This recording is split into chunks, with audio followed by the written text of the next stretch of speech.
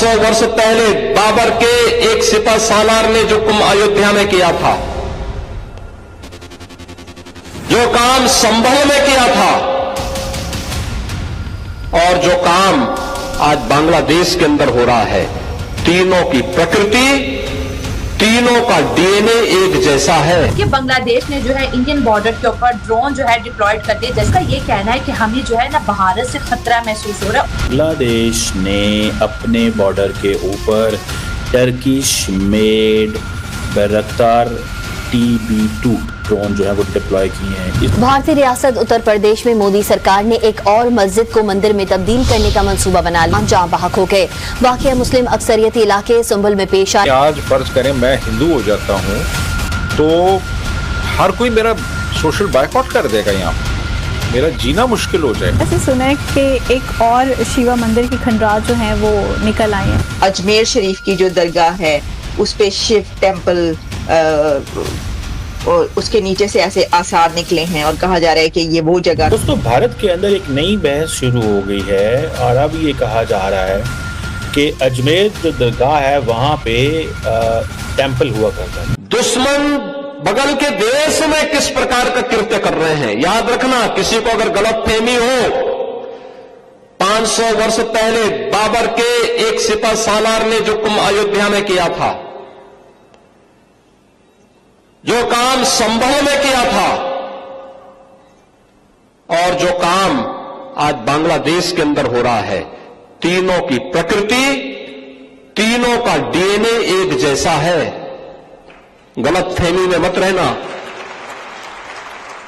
अगर कोई ये मानता है कि वो बांग्लादेश में हो रहा है तो यहां भी बांटने वाले तत्व उनके लिए बेट बन करके खड़े हो रखे हैं, पहले से खड़े हैं। वे समाज के सामाजिक ताने बाने को छिन्न भिन्न कर रहे हैं, सामाजिक एकता को तोड़ करके, आपको बांट करके फिर काटने का और कटवाने का पूरा इंतजाम भी कर। बांग्लादेश ने जो है इंडियन बॉर्डर के ऊपर ड्रोन जो है डिप्लॉयड करा रहा है और उनका ये कहना है कि हमें जो है ना भारत से खतरा महसूस हो रहा है और ये हम जो है अपनी सेफ्टी के लिए कर रहे हैं। क्योंकि आप सबको पता है कि बांग्लादेश के दो ही पड़ोसी हैं, एक भारत और दूसरा म्यांमार। म्यांमार तो भूखा नंगा बहुत गरीब मुल्क है और भारत ऐसा मुल्क जो कि बांग्लादेश को डे फर्स्ट से सपोर्ट कर रहा है, लेकिन आज उस बांग्लादेश को भारत से क्यों डर लग रहा है? बांग्लादेश ने अपने बॉर्डर के ऊपर टर्किश मेड बैरक्तार TB2 ड्रोन जो है वो डिप्लॉय किए हैं। इसको रिजेक्ट भी किया गया है। इसके बारे में ये भी कहा गया है कि ये ड्रोन्स नहीं डिप्लॉय हुए। बहरहाल ये वही ड्रोन है जो अजरबैजान को हेल्प की against the Armenian forces. Recently ये आपको याद होगा, नगोर्नो कराबाख का एक इंसिडेंट हुआ था। ये एक कॉन्फ्लिक्ट है और ये एक 2021 में एक बैटल हुई थी, जिसके बाद पाकिस्तान ने अजरबैजान को JF-17 थंडर भी फाइटर जेट्स भी दिए। क्या इंडिया जो है वो जारी बात है हैज़ द कैपेसिटी कि इंडिया के पास जो ड्रोन्स हैं वो जारी बात है तगड़े ड्रोन्स हैं, ठीक है जी। और ये जो जिसे आप कहते हैं ना कि ये कोई आसान चीज नहीं होती। इंडिया ने रिसेंटली आपको पता 31 आर्म ड्रोन्स खरीदे थे अमेरिका से अभी, ठीक है जी।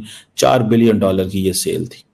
तो लेकिन बांग्लादेश ने ये क्यों लगाए हैं, सवाल ये पैदा होता है, ठीक है जी। और बांग्लादेश ने ये क्यों डिप्लॉय किए हैं, सवाल ये पैदा है। देखिए, जब से बांग्लादेश के अंदर मोहम्मद यूनिस की गवर्नमेंट आई है और हालात अच्छे नहीं रहे, और जैसे कि अक्सर लोगों ने हमारे हर वीडियो के नीचे बहुत ज्यादा कमेंट्स किए भारत की तरफ से कि हमें हर तरह की, जैसे आपने कहा कि एक्सपोर्ट रोक देनी चाहिए, हम क्यों हेल्प कर रहे हैं, उसके बाद भी सरकार उनको सप्लाई दे रही है, उनके बाद वो जो उनको फंडिंग थी दी जा रही है। लेकिन अब बात की जा रही है कि अब इनके मेडिकल जो है बंद कर दो, डॉक्टर कोई बांग्लादेशी का इलाज ना करे, जिन लोगों के घरों में बांग्लादेशी काम करते हैं उनको बायकॉट करो, ताकि इनको पता चले कि इनकी रोजी रोटी जिस मुल्क से चल रही है ये उसी के के खिलाफ है। लेकिन बार बार जब जब बांग्लादेश का नाम आता है, साथ पाकिस्तान की इन्वॉल्वमेंट बहुत ज्यादा जो है भारत की तरफ से बताई जाती है कि पाकिस्तान बहुत ज्यादा इन्वॉल्व हो रहा है। लेकिन अभी तक अगर देखा जाए तो कोई ऐसे कोई प्रैक्टिकल वर्क तो नहीं हुआ दोनों कंट्रीज के बीच। जैसे हम पाकिस्तान और बांग्लादेश की बात करें, जैसे एक खबर थी कि F-17 भी बांग्लादेश खरीदना चाहता है पाकिस्तान से, तो वो सिर्फ एक ब्रेकिंग न्यूज बनती है या कोई प्रैक्टिकल भी? जय हिंद दोस्तों, स्वागत है आपका हिंदुस्तान के दहाड़ चैनल में। तो दोस्तों, जैसे कि आपने वीडियो में देखा, आइए जानते हैं वीडियो के बारे में। बदलते वक्त के साथ युद्धों में निर्णायक भूमिका निभाने वाले हथियार भी बदल जाते हैं। आज के दौर को अगर युद्धक ड्रोन का दौर कहा जाए तो गलत नहीं होगा। किसी सेना की ताकत परंपरागत हथियार जैसे तोप, टैंक, मिसाइल, रॉकेट, युद्धक विमान, पनडुब्बी वगैरह से मापे जाते हैं। लेकिन अब लिस्ट में अब ड्रोन काफी ऊपर है। 2020 में अजरबैजान और आर्मेनिया के बीच हुए नागोर्नो काराबाख युद्ध इस बात का गवाह है। तब अजरबैजान ने तुर्की के बने बायर कटार TB2 ड्रोन के दम पर अपने से कहीं ज्यादा ताकतवर आर्मेनियाई सेना को धूल चटा दी। आर्मेनिया के पास आधुनिक युद्ध के ज्यादातर हथियार थे, मसलन बड़ी सेना, रूसी T-72 टैंक, मिसाइल, रॉकेट, बख्तरबंद गाड़ियां वगैरह, लेकिन नहीं था तो ड्रोन और एंटी ड्रोन सिस्टम जिससे बायर कटार को ध्वस्त किया जा सके। अब तुर्की उसी बायर कटार TB2 ड्रोन बांग्लादेश ने भारत की सीमा पर तैनात किया है। ऐसे वक्त में जब दोनों देशों के रिश्ते अब तक के सबसे ज्यादा तनाव वाले दौर से गुजर रहे हैं। एक साल पहले पाकिस्तान ने भी इसी ड्रोन को कुछ रणनीतिक जगहों पर तैनात कर रखा है। मालदीव ने भी इसे खरीद रखा है। भारत के पड़ोस में दोनों और तुर्की के खतरनाक ड्रोन का तैनात होना नई दिल्ली के लिए कितना खतरनाक है। इस खतरे से निपटने के लिए भारत की तैयारी क्या है, आइए समझते हैं। बांग्लादेश में शेख हसीना सरकार के तख्ता पलट के बाद नोबेल पुरस्कार विजेता मोहम्मद यूनुस के नेतृत्व में कट्टरपंथियों की कठपुतली सरकार है।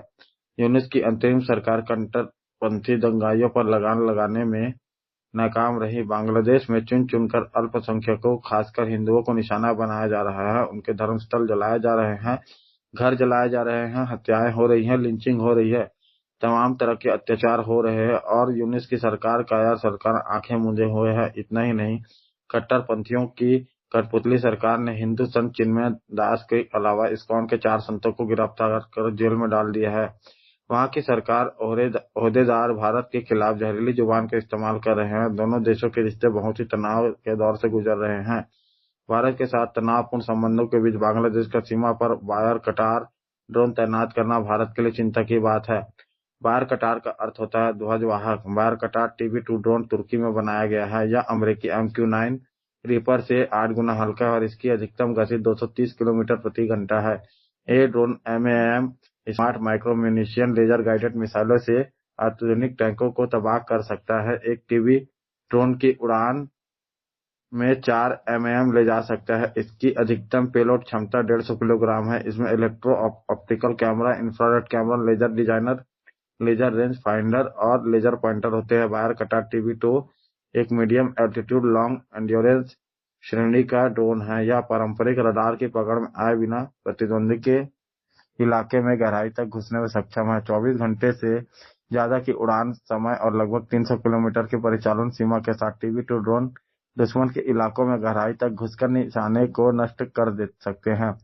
कुछ रिपोर्ट के मुताबिक यह ड्रोन निशाने के पास पहुंचते समय एक अजीब सी आवाज निकालते हैं जो मनोवैज्ञानिक रूप से परेशान करने वाली होती है। नागोर्नो काराबाख युद्ध में बायर कटार TB2 ड्रोन युद्ध का रुख कैसे मोड़ सकता है, यह सबके सामने आया था। तो दोस्तों, अगर आपको ऐसी वीडियो देखना पसंद है तो हमारे चैनल को सब्सक्राइब करें तथा वीडियो को लाइक करना भूलें। धन्यवाद। जय हिंद।